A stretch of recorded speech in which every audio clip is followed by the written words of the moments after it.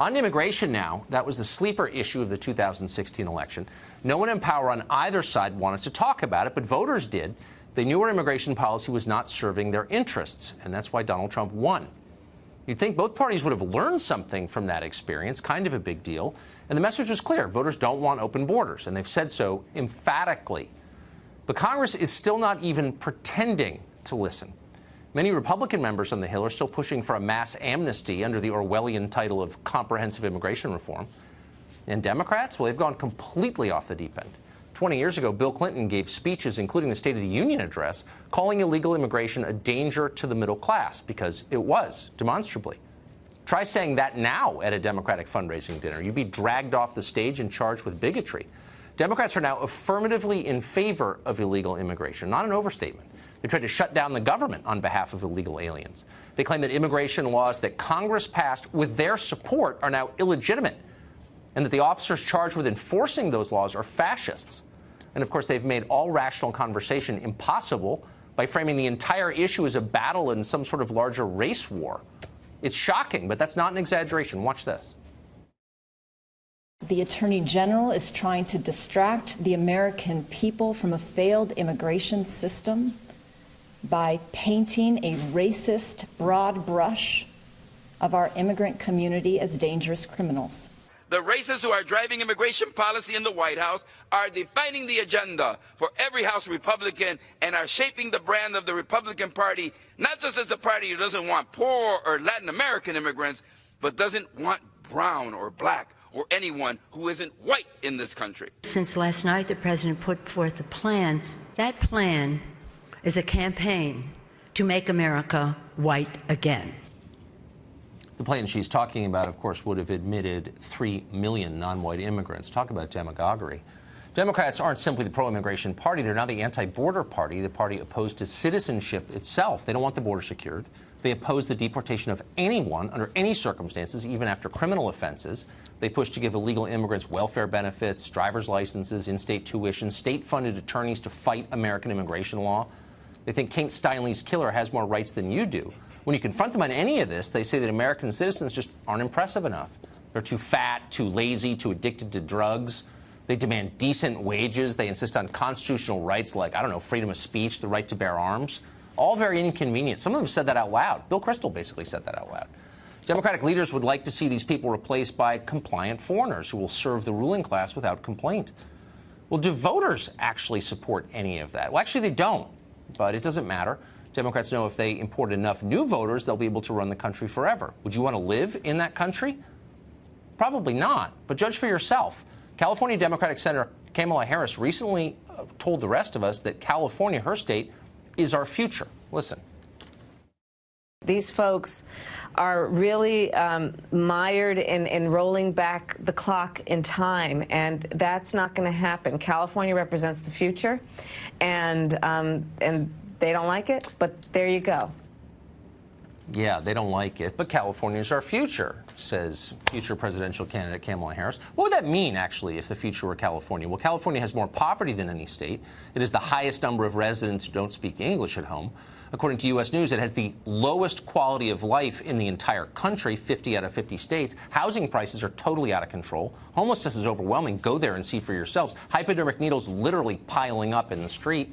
The middle class can't flee fast enough. In the past decade, 1 million more people have moved out of California than have moved in.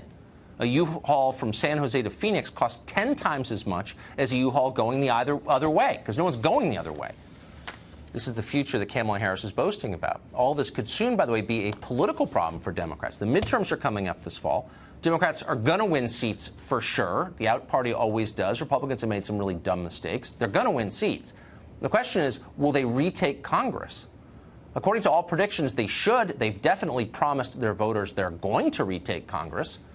And yet, in spite of all these advantages, they may not. They may fall short. Why? Because their positions on immigration are radical and crazy, and they have no popular support. In a democracy, popular support still matters.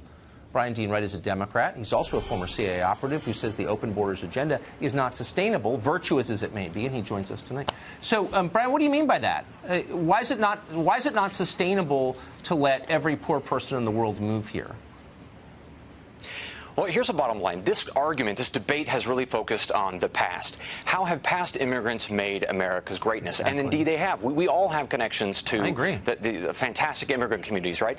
So what's happening now and in the next 15 to 20 years? And what we're seeing is something not related or connected to politics, but actually technology. And what is happening in robotics, automation, and machine learning is it's really effectively making human labor less and less important and relevant.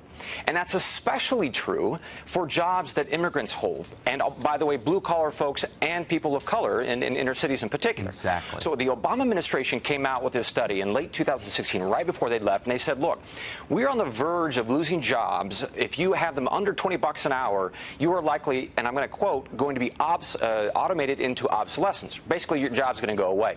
And they said if you earn less than $20 an hour, you can forget about any kind of quality of life, right? So these are the kinds of jobs that immigrants take.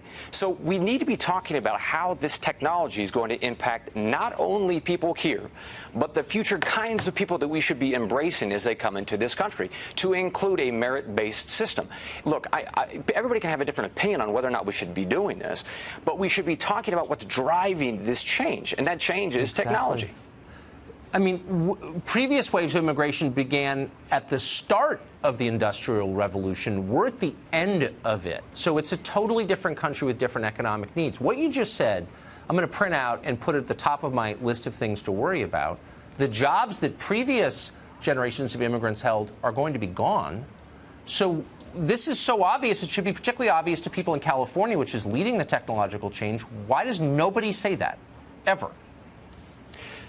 It's incredibly frustrating, I think, for those of us who have been looking at this issue very, very closely. So I work with an organization now, or collaborate with an innovation collective that is trying to figure out how do you take care of the people who are already here, re-inspire, re-engage them, particularly in the flyover states, which is an offensive term, but we've embraced it and are like, fine, let's do this.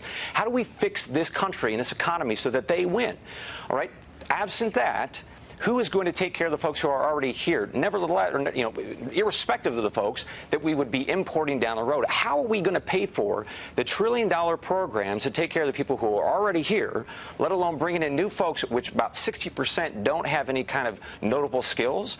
How are we going to take care of them if ultimately they're not providing a lot back into the economy?